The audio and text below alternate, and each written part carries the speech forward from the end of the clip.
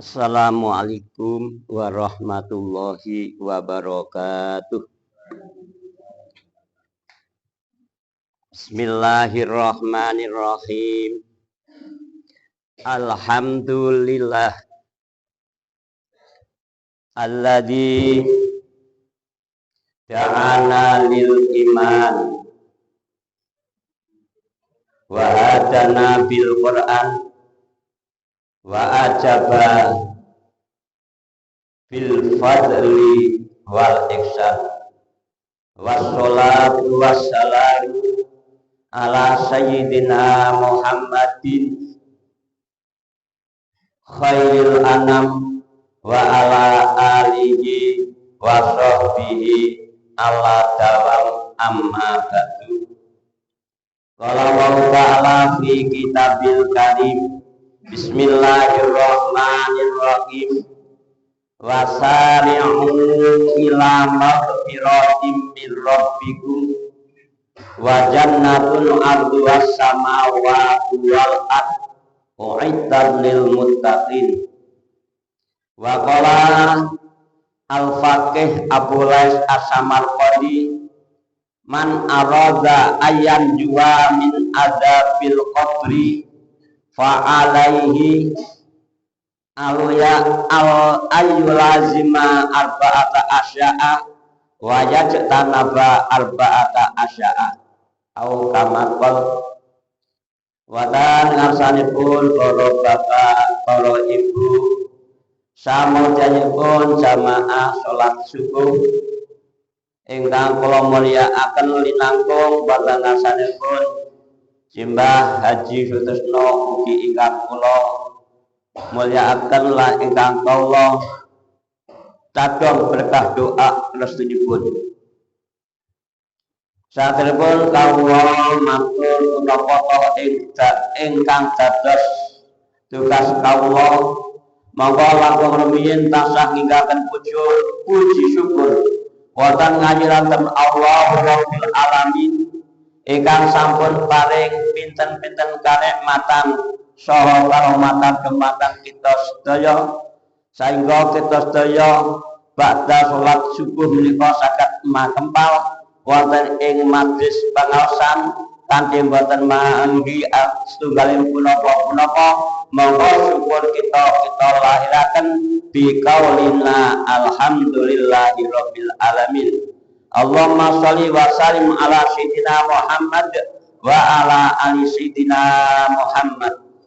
Mugi-mugi kita sedaya kagolongna umatipun Kanjeng Nabi ingkang pikatuk syafaat dipun wiwit donya langkung biyang wonten yaumul kiamah. Amin amin amin. Libtighai mardhatillah wal syafaati fillah wal ijabatul mas'ul bi syirril Fatihah. A'udzu billahi minasyaitonir rajim. Bismillahirrahmanirrahim. Alhamdulillahi rabbil alamin. Arrahmanir rahim. Maliki yaumiddin. Iyyaka na'budu wa iyyaka nasta'in. Ihdinas siratal mustaqim. Siratal ladzina an'amta 'alaihim ghairil maghdubi 'alaihim waladdallin. Langsung kemawon dari Gusti Allah Ta'ala, wasari'u ila maghfiratin min rabbikum wa jannatun arduhas samawati wal ard u'iddat lil muttaqin. Wasari'u aibadilu wa akbilu, tegasipun kita kapurih age-age cepet-cepet lan kon wa akbilan padha madhepa sira kabeh kon cepet-cepet lan kon madheting pundi ila maghfiratin maring nyuwun pangapura mir rabbikum saking pangeran ira sedaya. Langkung wonten ing salebetipun bulan Ramadan kala wau. Sebab dawuh Gusti Allah wonten kontribusi kala wau tiap-tiap malam bulan Ramadan kalau wonten pengendikan tiap tadalukul tigang napa niku pengendikanan.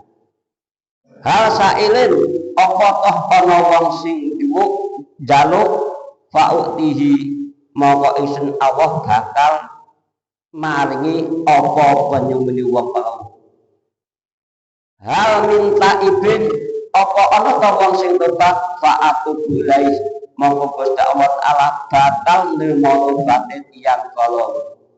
Hal min mustaghfirin apa ana ta wong sing berpangura fa astaghfiruhu maka isun Gusti Allah taala nggih badhe paring pangapura dumateng tiyang kala wau. Jadi tiap-tiap darupun Ramadan kalau wonten pengutang-utang kaping 3 ambalan. Lan napa to sing kita bisa nyababake entuk maghfirah saking ngarsa dari Allah Subhanahu wa taala ai ilama yastaqiqu bihi al maghfirata yoki perkara sing nyebabake entuk pangapunten Gusti Allah taala kalau wonten inggih dipunterang kal islami kaya dene Islam sing urung Islam masuk Islam iki termasuk bisa nyababiyahake entuk maghfirah saking ngarsa dalem Allah Subhanahu wa taala wa taubati lan tobat sasampun rumangsa gadhe dosa punapa kemawon la tobat iku sababe entuk maghfirah saking Gusti Allah taala wal ikhlasi lan ikhlas sedaya amal punapa kemawon dipun dasari ikhlas menika sababipun pikantuk maghfirah saking Allah Subhanahu wa taala. Sasampun kita kapure gancangan kon nyuwun ngapura saking parika kabeh wajan natur lan konco cepet marang swarga. Sebab napa arduas samawati wal ard sebab sing ambane bumi swarga iku as-samawatu padha karo bumi wal ardu lan padha ambane langit sapi. Laku kanggo sapa? Mu'iddat lil muttaqin ai huyiat lahum tegese dipun cawisake marang wong-wong sing takwa marang Gusti Allah taala ditawihake wong sing amal taat marang Gusti Allah taala lan ninggalaken kemaksiatanipun dumateng Gusti Allah Subhanahu wa taala. Lajeng panggedipun Imam Abu Fakih Abul As-Samarqandi wonten saben kitab Tamdul Ghafil kalau wau man arada ayyan juwa min azabil qabri fa alaihi man utawi sapane wong iku arep lamun ngarepe sapa wong ngarepe ayyan wa ing yen toh slamet sapa wong selamat min azabil qabri saking kubur fa alaihi maka wajib ing ngatasé wong apa ayu lazima arba'ata asya'a wa yajtaniba arba'ata asya'a. Sijine wong mau kon netepi 4 perkara lan kon ngedohi 5 perkara. Fa amalati yalzamu ayu lazimaha nomor setunggalipun menika wong mau kon netepi 4 perkara sijine fal muhafadzatu ala sholati siji kon reksa marang salat 5 wektu. Dadi wong sing bisa reksa sedina selungipun salat 5 wektu menika bakal samet saka siksa kubur. Sebab dawuh Kanjeng Nabi man adza as-shalawatil khamsa nala ibadata malaikati samawati sab'i. Jadi dawuh Kanjeng man uta sapa wong iku adza lamun nekani sapa wong nekani as-shalawati ing pira-pira salat al-khamsa kang 5 nala moko bakal merkulih sapa wong merkulih ibadata malaikati samawati sab'i ing kaya ibadahe malaikat langit sapitu. Dadi wong kok gelem reksa salat 5 waktu sedaya wengi iki wong bakal kaya entuk ibadahe gadane malaikat langit sapitu. Ane seorang solid pun dari Nabi man laqiyallahu wa huwa mudhayyun lam yaba'allahu bisai'in min kasanatihi. Man sapane wong lakiya lamun ketemu sapa wong awak ing Gusti Allah dadi sowan wa wa utai wong iku mudhayyun ijeh niat-niatake salat 5 wektu lam yabak mongko ora bakal peduli sapa Allah Gusti Allah bisai'in kelawan siji min kasanati saking pira-pira kabagusane wong. Dadi nek wong wis sedo utawa sowan wonten ngarsa dalem Allah Subhanahu wa taala wong mongko niat-niatake salate berarti ring salat ya sak gleme dhewe apa meneh mboten nindakake salat iki Gusti Allah bakal ora merduli perkara sing diamalke tiyang kelu sebab kebogosane kebagusan gede utawa cilik bakal ora bakal diperduli dening Gusti Allah Subhanahu wa taala. Lan ing dalam kitab Zawajir Lisekina Khotamil Muhaqqiqi Ahmad bin Kajar Adimi muga apa qala ba'duhum warada fi kadisin qala ngendika sapa ba'du setengah ulama warada wis kelaku fi kadisin ing hadis apa man kafadho dawuh man kafadho man uta sapa wonge iku kafadho lamun reksa sapa wong reksa ala salati ing atase nglakoni salat al-khamsi kang 5 akramallahu bi khamsi kisalin akramau mongko mulyaake ing wong nglakoni salat 5 waktu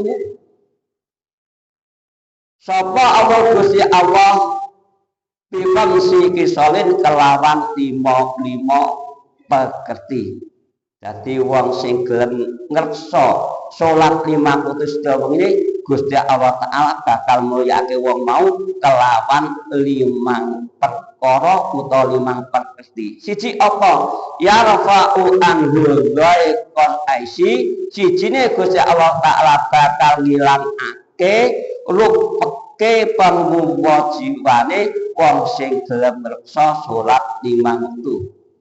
Nomor kalipun wa adzabal qabri.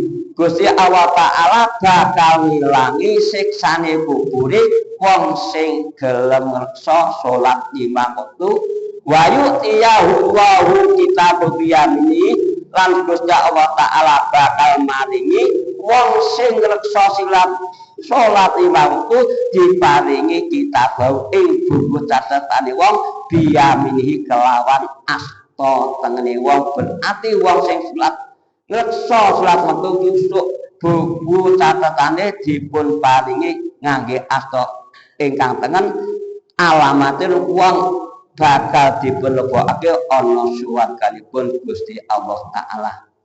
Ingkang nomor sekawan pun wayamuru ala sirati kalbati wayamulan bisa liwati sapa wong sing ngreksa salat wektu ala sirati ing atase wong siratal mustaqim kalbati kaya dene kilat kang nyamber.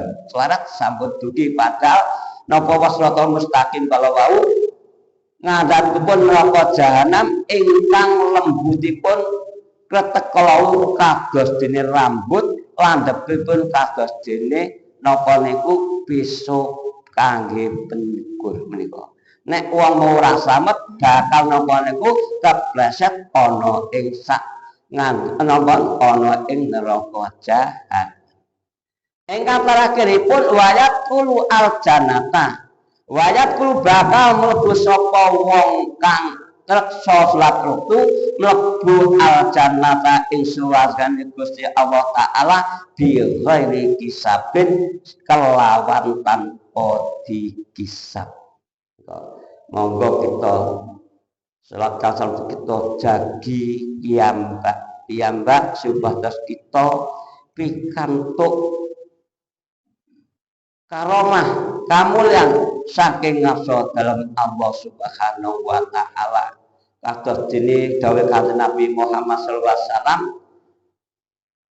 ngendikane dumateng sahabat Abirah ya Abairah mur ahlaka bisolati fa inna wa ya'tika birrizqi min kaisulah tasib Abairah kowe perintah ahlaka ing keluargamu keluarga rupane bojo putra wayah kon perintah bisolati kelawan nglakoni salat fa inna wa ya'tika birizqi min kasulayah tasib sak temene Gusti Allah taala iku ya'tika bakal nekake sapa Allah ta ing sira Abairah birizqi kelawan rezeki min kasulayah tasib saking rezeki sing tanpa dinyono-nyono tekane dadi insyaallah nek sak keluarga gelem reksa salat 5 waktu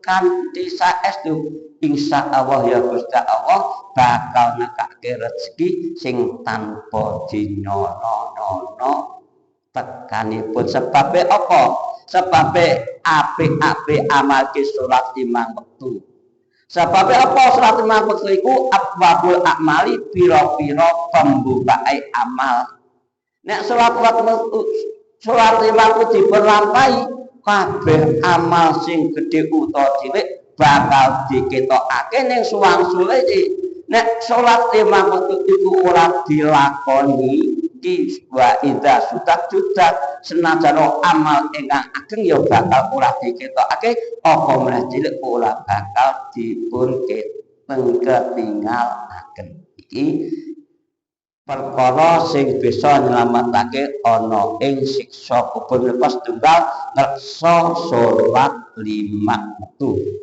Nomor kalipun wasodaqatu sing bisa nyababiyahake slamet saka siksa kubur niku sedekah. Lah wonten dawuh Kanjeng Nabi Muhammad SAW tasaddaqu fa inna sadaqata fika kukum minan nar tasodaku padha sedekah sira kabeh fa inna sadaqata moko satun sedekah iku fika kukum bisa mecat apa sedekah ing sira kabeh bisa mecat minan nari saking neraka bisa tamna'u mai tasui ing bisa nyegah mati Allah iki termasuk ki sing bisa mati siksa kubur ya sedekah sebabipun dipun wacake Imam Tabrani saking Ubah bin Amr inna sadaqata lafis fi an aliha haral kubur sak temene sedekah itu bisa nyilep bisa ngadepake saka ahli sedekah saka panase kubur. Wa innama yastazillu al-mu'minu yaumal qiyamati fi dhilli sadaqatihi lan sak temene amrih sapa al-mu'minu mukmin yaumal qiyamati ing dinten kiamat fi dhilli sadaqatihi ing dalem iyup-iyupe sedekahe wong mukmin. Monggo wonten sababipun bulan Ramadan ngadakan sedekah kake bukan tiang-tiang ingkang siang sasampun nindakaken tadarus iki termasuk yang saged nylametaken kita sedaya saking siksa kubur. Ingkang nomor 3 wa qiraatul Qur'ani perkara sing bisa nylametake saka kubur itu maca Al-Qur'an. Dawuh Allah iqra'u Qur'ana fa innahu yaumal qiyamati syafi'an li askabi kowe padha maca sira kabeh Al-Qur'an sak temene Al-Qur'an iku sok dina kiamat bakal nekani bakal nyafaati wong sing ahli maca Al-Qur'an. Menika wonten salehipun surat ki ana surat sing jenengane surat Tabarok. Surat Tabarok iki ana 30 ayat. surat Tabarok bisa nyampaati wong sing maca surat Tabarok. Iki wonten saklipun napa niku sokap napa kola dadi jenengan saking Ibnu Abbas kola Zoroba ba'du askabin Nabi sallallahu alaihi wasallam khoba'ahu ala qabrin wa huwa layah tasibu annahu qabrun fa idzan bi insanun yaqau surata tabarak alladzi hatta khatamaha. Dadi ana setengahipun sokabatipun Kanjeng Nabi menika masang tenda. Dan iki khoba'ahu memuntok utawa tenda ala qabrin ing atase sisih kubur. Wa walayah tasibun. Des setengahipun askabun Nabi menika ora nyono-nyono. Nek sing dipasang napa niku tenda mung rupa kubur sak lebetipun kuburan. Fa idzan fihi insanun. Dadi sak lebetipun niku dumadakan sing dipasang nggon kuburan ku ana menungsa yaqra'u surat Tabarok segek maca surat Tabarok sehingga rampung sampai akhire surat Tabarok. Lajeng setengah ba'du askabin Nabi kalau fa'ata anabiya fa'ahbarahu. Dadi setengahipun saka kandhang mau napa ndogeni marang Nabi paring warta ya Rasulullah menika wonten tiyang ingkang maca surat Tabarok ngantos rampung. Lajeng kan Nabi ngendika, "Hiya al-mani'atu." Kuwi surat Tabarok kuwi surat sing bisa nyegah ya al-munjiyatu tunjihi min azabil qabri. Ya kuwi surat Tabarok iki surat sing bisa nyelametake tunjihi kang bisa nyelametake surat Tabarok ing wong sing maca min azabil qabri saking siksa kubur. Monggo kita langgangaken mau surat Tabarok bakda maghrib bakda subuh ki bisa nyababiaken kita insyaallah dipun slametaken siksa Gusti Allah taala saking siksa kubur ya bisa nyababiaken ridal rezeki kangge gampangake narik rezeki kok diparingi cukup dipun paring cukup sedina sedahunipun kok insyaallah menika nek wong sing gelem langgengke maca surat Tabarok menika saking biyen Gus Puy ngendika ngoten niku. Nggih kiat kula nggih sepriki tasih kula amalken. Badhe maghrib kula waos, badhe subuh kula waos. Menika surat Tabarok. Tabarokalladzi langkung wonten sariyang sasampun kita maos surat Yasin lajeng surat Tabarok dipun maos insyaallah yang ingkang kuasaken mau dipun slametaken saking siksa kubur. Sebab Imam Hakim wajib tu anna tabarokalladzi fi qalbi kulli mukminin. Aku seneng banget nek ana surat Tabarok kok ana ing atine wong mukmin. Berarti Imam kami seneng banget nek surat Tabarok kok diapalake. Jadi iso apal kok padha maca surat Yasin iki Imam Kabir luwih seneng banget sebab surat Tabarok bisa nyelametke wong sing maca surat Tabarok lan bisa nyambahake kangge ridal rezeki kangge gampangake anggenipun kita pados rezeki menika. Iki perkara sing nomor 3 sing bisa nyelametake sisa kubur. Lajeng ingkang nomor sekawanipun napa perkawis ingkang saged nyelametake sisa kubur wa kasratul tasbihi lan ngatah-ngatahake maca tasbih. Sebab napa fa innaha tudhi'u al-qabra wa tuwasi'uhu sebab fa innaha maqatul setuhune maca tasbih iku tuliku bisa macake apa tasbih bisa macake al-qabra ing kuburan wa tuwasi ulan bisa jembarke apa maca tasbih ing napa niku ing kubur. Dadi insyaallah nek panjenengan sedaya gelem nglanggarke maca subhanallah wa bihamdi subhanallahil azim, insyaallah benjang wonten ing salebetipun kubur dipun paringi padang kuburipun lan dipun paringi jembar kuburipun. Sebab wonten dawuhipun Imam Al-Faqih wa katasani al-fiqhu bi nasdihi an qalib Imran tadi dipun niwataken saking Khalid putrane Pak Imran kalau anan Nabi ya sallallahu alaihi wasallam iku qaraja ala qaumihi wa qalu khudu junatakum.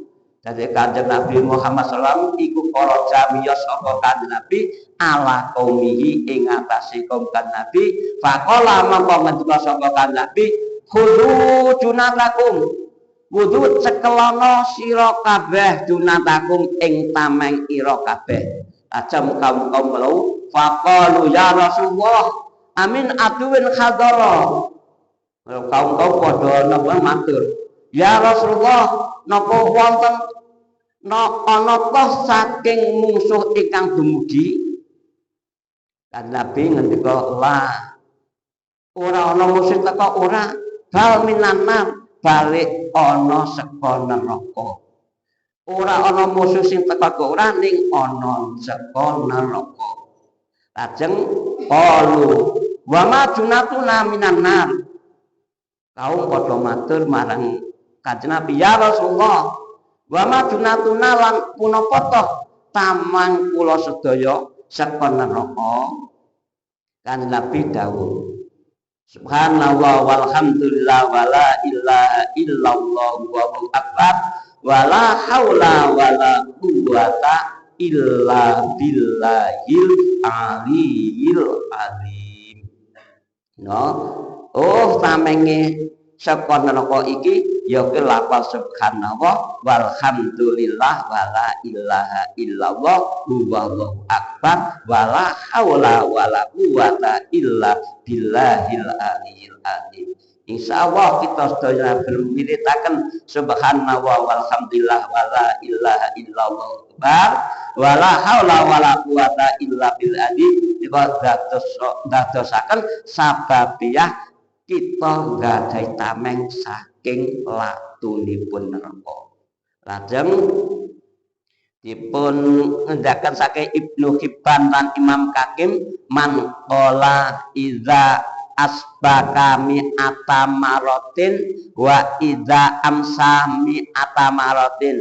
Man utai sapa wong iku kala lamun ngucap sapa wong iza asbaka ing dalem wektu iksu mi'ata maratin ing 100 ambalan wa iza masalan ing dalem sing wektu sore mi'ata maratin ing 100 ambalan subhanallah wa bihamdi subhanallah bildi apa subhanallahil azim ghufirat dunubahu wa ingkanat aksara min jabadil bakri.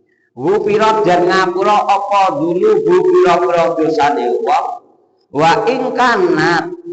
ingkanat senajan ana apa dosane wong ana iku aksara luwih akeh min jabadil bakri saking umbuke segara. Dadi kasembar sing sapa wong iki kok gelem maca sore subhanallah wa bihamdi esuk subhanallah ping 100 ki bakal di ngapura dosane senajan akeh dosane padha umbuke segara. Lajeng perkara sing bisa nyababake slamet saka siksa kubur patang perkara ya kita kedah nebi patang perkara. Sepatang perkara sing kudu diduwe apa? Al ijtinabu anha ya kuwi ngedoi saka patang perkara falkit bu siji kudu ngedoi saka boro. Nomor kalipun wal khiyanatu lan kudu ngedoi kianat cidro nyulayani janji. Nomor tiganipun wanami patu kudu ngadoi adu. Jadi omong dilemparke sing ora anu kudu didoi. Nomor sekawanipun warabau iman kudu ngedoi nguyuh kanthi jumeneng. Ki perkara iki kok papat iki nek di insyaallah dibudutoi ya bisa nyelametake saka siksa kubur. Sebabipun Kanjeng Nabi dawuh istanjau anil bauli fa inna amata adzabal qabri minhu. Kowe padha bersih sira kabeh anil bauli saking uyuh. Sebabe apa? Fa inna amata adzabil qabri minhu, sebabe umume siksane wong ana kubur iku mung saka masalah anggenipun kita nguyuh boten dipun tuntasaken utawa kanthi ngadeg kala wau. Sebab wasaban wonten napa dipun wasake Ibnu Abbas radhiyallahu anhu. Ibnu Abbas ngendika maro an-nabi sallallahu alaihi wasallam bi qabraini jadidaini. Jadi Kanjeng Nabi kalau tindakan lajeng panjenenganipun kalau wau bi qabraini kelawan ketemu kuburan loro. Jadi kuburan jadidaini, kuburan sing anyar kan di wong sing nembe sedo tiyang kalih menika wau. Lajeng Kanjeng Nabi ngendika innahum la yu'adzibani, sak wong loro sing nembe dipun napa niku pendem kala wau nembe dipun siksa. Ning Kanjeng Nabi wa ma yu'adzibani fi kabirin.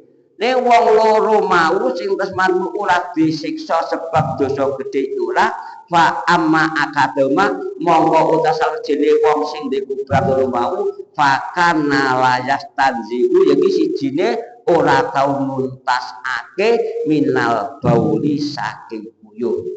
Yo wa amal aqalu fakana yamsi bin namimati, sing sijine sidisa wae sebabe wong mau nalika mlaku-mlaku sok tukang adu.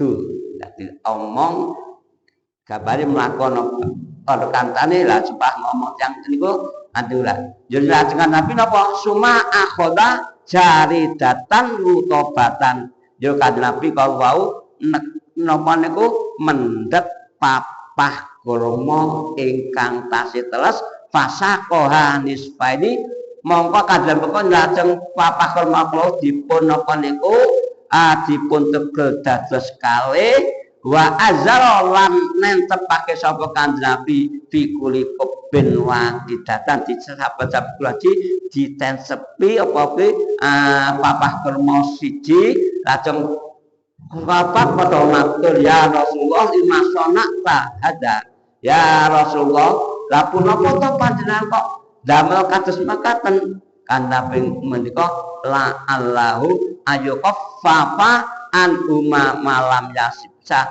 Oh kok menawa-menawa wong sing gek disiksa ana kuburan wong loro iki diringanake siksane selagine papah kurma iki sing tak tacape mau durung gale. Dadi iki mbok kita sedaya umpama nyekar nek urung gari aja dikuah menika tasih napa termasuk bisa ngringanake siksa wong ana ing salebetipun jero kuburan. Tadi pun kan iki supaya monggo kita sedaya perkara sing bisa nyelametake siksa kubur kalau siji salat 5 waktu kudu direksa ingkang saestu. Ingkang nomor kalipun sedekah miturut kemampuan piyambak-piyambak. Ingkang nomor 3 pun kon maos Al-Qur'an. Monggo ingkang panjenengan remengi napa ajeng ngamal surat Yasin napa tabarok, napa waqiah, napa surat ikhlas, kok kita tiap sedinten dalu ya aja lali ling maca senajan namung sak ayat utawa kali ayat. Ingkang nomor sekawanipun kita kon ngatah-ngatahake maca tasbih wektu sore utawa wektu esuk. Lajeng kita kudu ngedohi perkara papat. Siji goro, loro kianat cidra, nomor tiganipun adu-adu, nomor sekawan kudu ngedohi saking nguyuh kanthi jumeneng. Dadi wong nguyuh kok ngateki ora prayoga, ora apik, bisa nyababipun siksa ana ing salebetipun kuburan. Dadi pokoke monggo kita sedaya wonten ing salebetipun ana ing bulan Ramadan langkung-langkung wonten ing wekdal esuk nika ana karena mungkin dalu nika waktu sahur wabil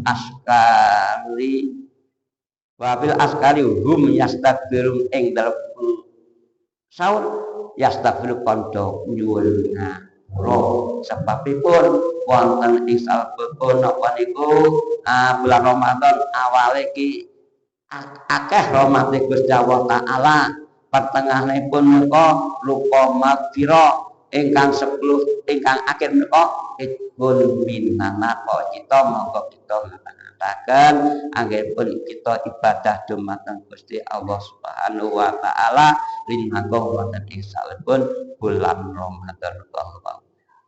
Anggenipun kula matur wit awal menawi wonten ingkang les muga saking pitutur Gusti Allah taala menawi wonten kulupetipun saking gerakanipun kula lan ingkang sae monggo kita dipun lampahi sesarengan dinangkung wonten ing salebetipun bulan Ramadan monggo Lailatul Qadar kita lampahi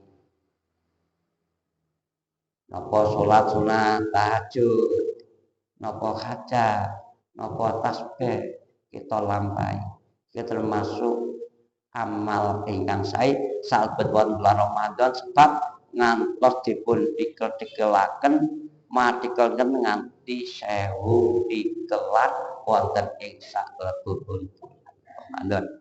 Monggo kita tungani sarengan sedhik bismillahirrahmanirrahim. Allahumma shalli ala Muhammad wa ala ali sayyidina Muhammad sayyidil awwalina wal akhirina wa sallim wa radhiyallahu tabaraka wa sukabat ajmain.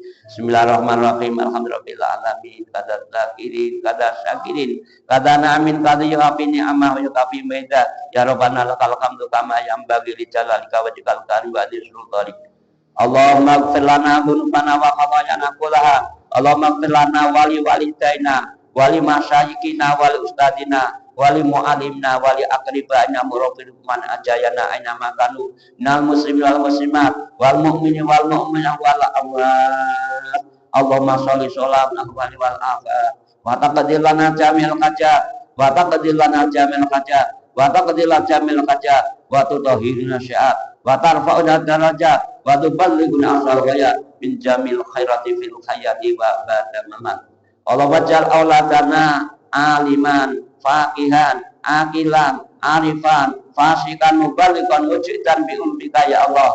Allahumma qulubana quluba auladina kama futukal arifina wa faman nabina wa khibzam lisani alama malaikati muqarrabin waj'alna ya Allah auladana minal ulama'i aminin wa ibadika sholihin wa ibadika syakirin wa ibadikal hamidin wa ibadikal mahmudin wa ibadikal muttaqin wa ibadika dari akhlaq karimah. Allahumma haqqo wa yuqna tiba wa anal badila badrtinaba ya Allah ya yasir kula asir yasir umurana dunya wal akhirah yasir umurana dan akhirah yasir umurana dan akhirah. Allahumma tawil akmarana wasroki ajsadana wasroki ajsadana wasroki ajsadana waqti kawa ijadana waqsil amwala oladana wa habibna linasi jami'ah wa taba'ata wa taqul min bani adal islam manghana hayyul alal kafirin. Allahumma ya ghawiyyu